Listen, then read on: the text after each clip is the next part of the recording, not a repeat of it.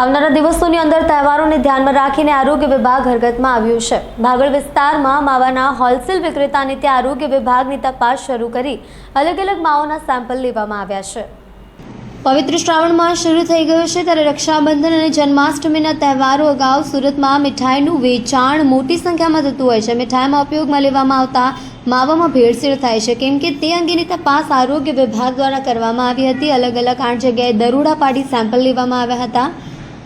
માવાના wholesale વિક્રેતાની ત્યાં આરોગ્ય વિભાગની ટીમ અચાનક પહોંચી ગઈ હતી। આગળ વિસ્તારમાં માવા બજારમાં આરોગ્ય વિભાગની ટીમે દરોડા પાડી તપાસ હાથ ધરી હતી। અલગ અલગ માવાના સેમ્પલ લેવામાં આવ્યા હતા। માવાના સેમ્પલ લેબોરેટરીની અંદર મોકલવામાં આવશે, ત્યારબાદ જે સેમ્પલ નિષ્ફળ નીવડશે તેની સામે કાર્યવાહી કરવામાં આવશે।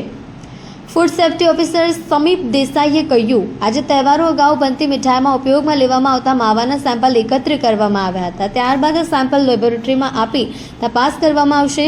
જે સેમ્પલ ગુણવત્તામાં યોગ્ય ન ઉતરે તેની સામે કાયદેસરની કાર્યવાહી હાથ ધરવામાં આવશે।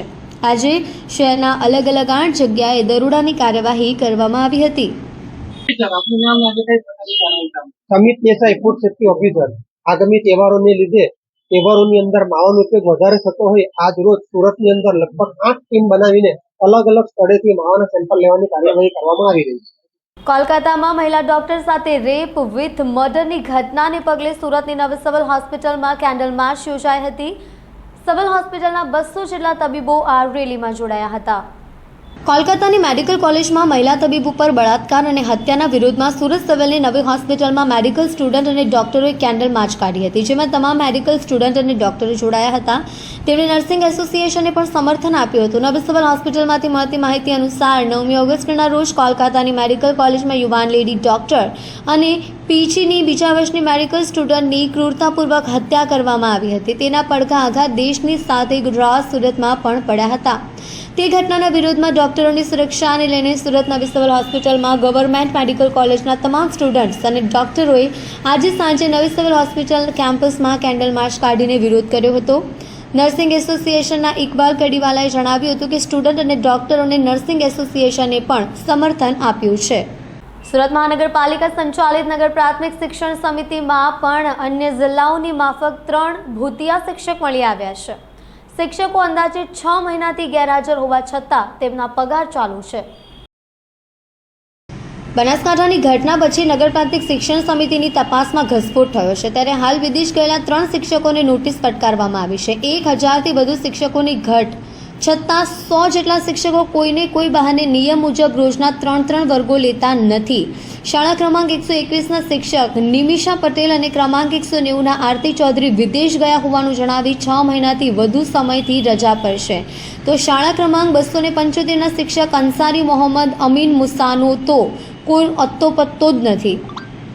આ ત્રણેયને હાજર થવા નિયમ મુજબ 3 નોટિસ આપવામાં આવી છે। સમિતિમાં સ્ટાફ માટે ઓનલાઈન પંચિંગ અમલમાં છે, પરંતુ વર્ષોથી આ સિસ્ટમને કોઈ પણ નિર્ણય વિના સમાપ્ત કરી દેવામાં આવ્યો છે।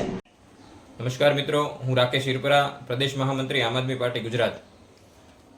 પત્રકારો અને જાગૃત નાગરિકોના અથાગ પ્રયત્નોને કારણે છેલ્લા ઘણા સમયથી એવી ઘટનાઓ સામે આવી રહી છે કે શિક્ષકો ફરજ પર હાજર ન હોય, વિદેશમાં હોય, રજા ઉપર હોય અને છતાં એમની હાજરી બોલાતી હોય, એમનો પગાર બોલાતો હોય, પગાર લેવાતો હોય।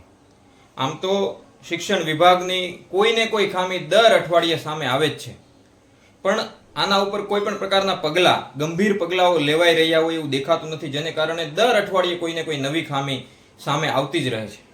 આપણે શિક્ષણ જેવા પવિત્ર ક્ષેત્રમાં, ઉમદા ક્ષેત્રમાં કામ કરીએ છીએ, ત્યારે એક શિક્ષક તરીકે સૌની ફરજ છે, એક શિક્ષક તરીકે એક શિક્ષકની ફરજ છે કે પોતાનું 100% બાળકોના ઉત્થાન માટે, બાળકોની પ્રગતિ માટે આપે।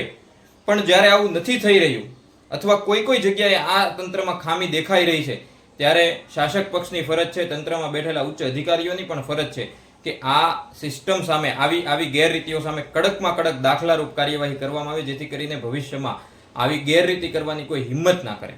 કારણ કે આ ફિલ્ડ બાળકોના ભવિષ્ય સાથે, બાળકોની પ્રગતિ સાથે સીધે સીધું જોડાયેલું આ ક્ષેત્ર છે।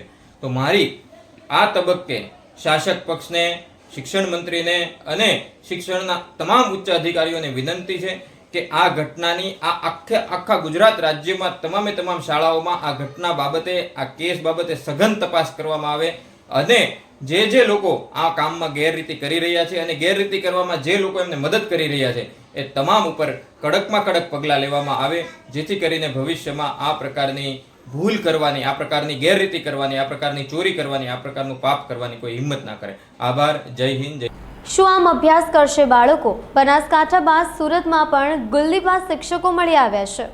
સુરત શહેરમાં 3 શિક્ષકો ચાલુ પગારે વિદેશ ફરવા ચાલ્યા ગયા હોવાની ઘટના પ્રકાશમાં આવી છે. ગુજરાતમાં શિક્ષકો વિદ્યાર્થીઓની જગ્યાએ તંત્રને ઉઠાપાઠ ભણાવતા હોવાનું સર્વત્ર સામે આવી રહ્યું છે. પાલિકા સંચાલિત નગર પ્રાથમિક શિક્ષણ સમિતિમાં પણ અન્ય જિલ્લાઓની માફક 3 શિક્ષકો અંદાજે 6 મહિનાથી ગેરહાજર હોવા છતાં પગાર ચાલુ છે. અન્ય જિલ્લાઓમાં આવા કૌભાંડ બહાર આવ્યા બાદ સમિતિમાં પણ શિક્ષકોની હાજરીની ચકાસણી થઈ, જેમાં શાળા ક્રમાંક 121ના શિક્ષક નિમિષા પટેલ, ક્રમાંક 190ના આત્રી ચૌધરી વિદેશ ગયા હોવાનું જણાવી 6 મહિનાથી વધુ સમયથી રજા માંડી રહ્યા છે. શાળા ક્રમાંક 275ના શિક્ષક અંસારી મોહમ્મદ અમીન મુસાનો કોઈ અતોપત્તો નથી.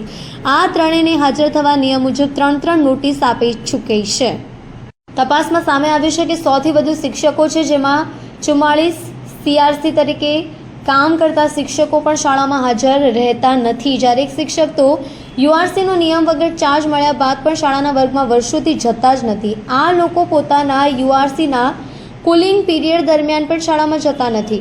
સમિતિમાં 1000થી વધુ શિક્ષકોની ઘટ છે, ત્યારે આ પ્રકારે ગુલ્લી મારીને નેતાગીરી કરતા રહેતા અને વર્ગખંડમાં નહીં જતા શિક્ષકો સામે પણ પગલાં લેવાઈ શકે છે.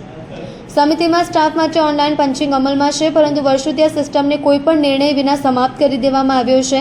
ખાસ કરીને 3 મિસ પંચ થાય, ફિંગરપ્રિન્ટ નહીં નીકળે તો પગાર કપાઈ જાય છે, પરંતુ વારંવાર શાળા શરૂ થવાના સમયની મિટિંગોને કારણે આવા શિક્ષકોની હાજરી સેટ કરવાનો પ્રશ્ન ઊભો થતાં સિસ્ટમનો ઉલાળ્યો કરી દેવાયો છે. શિક્ષક ઝડપાયા છે, શું છે? ગઈકાલે અમે ઓફિસમાં બેઠા હતા અને અમે ગુજરાત સરકાર ને શિક્ષણ સમિતિવાળા પણ શોધી રહ્યા હતા કે આપણે ત્યાં કેટલા શિક્ષકો નથી આવતા, અને તપાસ કરાવતા અમને 3 નામ એવા મળ્યા કે જે શિક્ષકો 6 મહિનાથી શાળામાં હાજર નથી. ક્યાં ચાલ્યા ગયા છે? હવે વિદેશ 2 શિક્ષિકા બહેનો તો વિદેશનું કારણ આપીને ગયા છે, અને એક જે અંસારીભાઈ છે તેનો 6 મહિનાથી કોઈ અટોપટો નથી. નોટિસ બોટિસ આપવામાં કઈ રીતની કાર્યવાહી હવે? દરેક આ 3 શિક્ષિકાઓને શિક્ષકોને તરત નોટિસ આપવામાં આવી છે અને જવાબ માંગવામાં આવ્યો છે, પરંતુ હજુ કંઈક એનો નિર્ણય આવ્યો નથી. 3 શિક્ષકનો પગાર ચાલુ છે? આમ કાયદેસર એ લોકોનો પગાર, અડધો પગાર રજા હોય એટલે ચાલુ હોય છે. કેટલી અસર પડે વિદ્યાર્થીઓને? શિક્ષક જ નહીં હાજર હોય તો? શિક્ષક હાજર ના હોય તો વિદ્યાર્થીઓને ભણવામાં તકલીફ તો પડે, પરંતુ આપણે સાથી શિક્ષકોને, વિદ્યા સહાયકો મળીને આ 1-2 શિક્ષકો ના હોય તો એના માટે કોઈ એવો વિષય નથી. સુરતના પુણાગામ અને વરાછા ખાતે વગર પરવાને વિવિધ કોસ્મેટિક બનાવટોનું ઉત્પાદન કરતી ફેક્ટરી ખોરાક અને ઔષધ નિયમન તંત્રે પકડી પાડી હતી. તંત્ર દ્વારા શંકાસ્પદ કોસ્મેટિક બનાવટના કુલ 9 નમૂના લઈ ચકાસણી માટે મોકલાયા છે. ખોરાક અને ઔષધ નિયમન તંત્રના કમિશનર ડોક્ટર H.G. કોશિયાએ જણાવ્યું હતું કે રાજ્યના નાગરિકોને જીવન જરૂરિયાતની દવાઓ તથા કોસ્મેટિક સમાન શુદ્ધ અને ગુણવત્તાયુક્ત મળી રહે તે માટે રાજ્ય સરકાર દ્વારા સતત મોનિટરિંગ કરવામાં આવે છે, જેના ભાગરૂપે સુરતના પુણાગામ ખાતે વગર પરવાને વિવિધ કોસ્મેટિક બનાવટોનું ઉત્પાદન કરતી ફેક્ટરી પકડી પાડી તંત્ર દ્વારા શંકાસ્પદ કોસ્મેટિક બનાવવાના કુલ 9 નમૂના લઈ ચકાસણી માટે મોકલી આપ્યા છે અને 23.70 લાખનો બનાવટી કોસ્મેટિકનો મુદ્દામાલ જપ્ત કરાયો છે.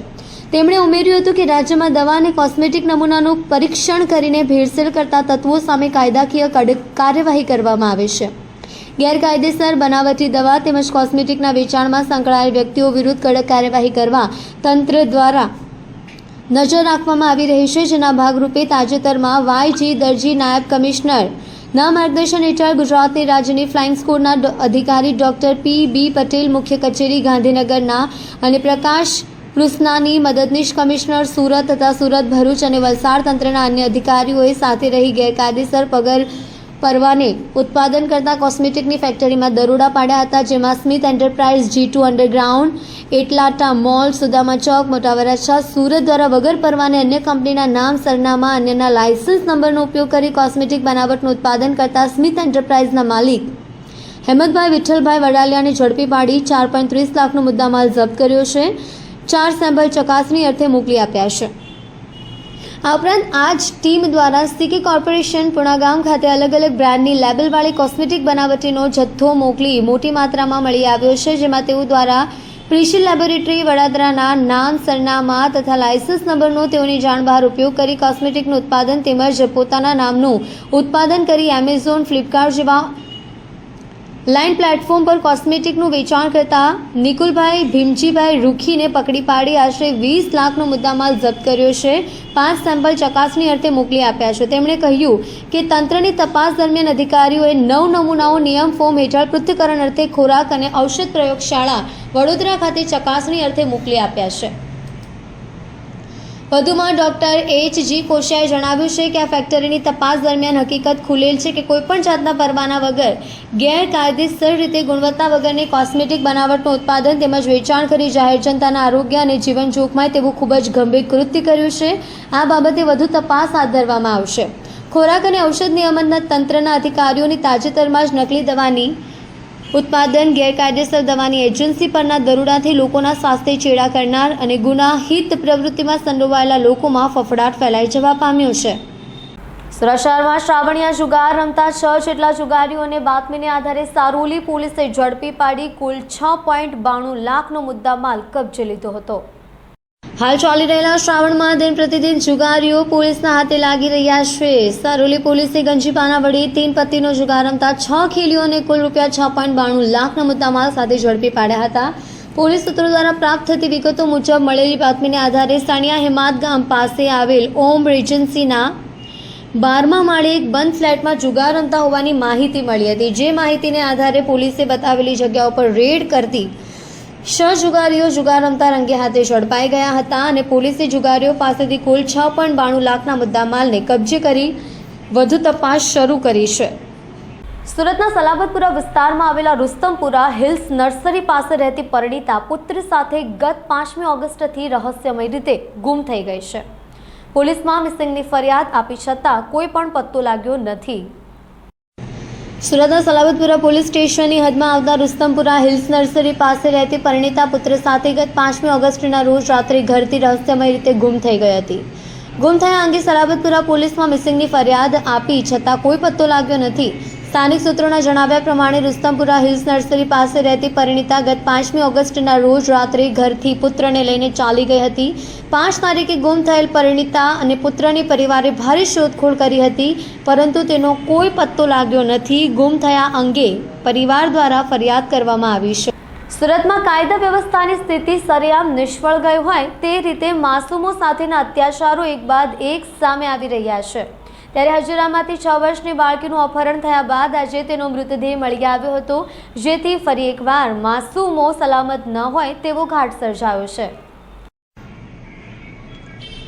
કેન્દ્રીય સંચાર બ્યુરો દ્વારા વિભાજન વિભીષિકા સ્મૃતિ દિવસ નિમિત્તે આયોજિત ચિત્ર પ્રદર્શનનું ઉદ્ઘાટન ચેમ્બર ઓફ કોમર્સના પ્રમુખ દ્વારા કરવામાં આવ્યું હતું. પ્રદર્શન તારીખ 13 થી 15 ઓગસ્ટ સવારે 10 થી સાંજે 6 સુધી તમામ નાગરિક માટે નિઃશુલ્ક ખુલ્લું રહેશે. Dakshin Gujarat chamber of commerce and ઇન્ડસ્ટ્રીઝના પ્રમુખ શ્રી વિજયભાઈ મેવાવાલાએ ચિત્ર પ્રદર્શનનું ઉદ્ઘાટન કર્યું. આ પ્રસંગે તેમણે જણાવ્યું કે નવી પેઢીને આઝાદીની કિંમત સમજાવે તેવું આ ચિત્ર પ્રદર્શન છે. વિભાજન સમયે લોકોએ જે રીતે પોતાનો જીવ બચાવવા માટે બધું છોડીને જે રીતે ભાગવું પડ્યું હતું તે ચિત્ર જોઈને અત્યારે પણ કંપારી છૂટી જાય છે. તો એ સમયે આ લોકોએ કેટલી હદે યાતના ભોગવી હશે તે કલ્પના કરવી પણ મુશ્કેલ છે.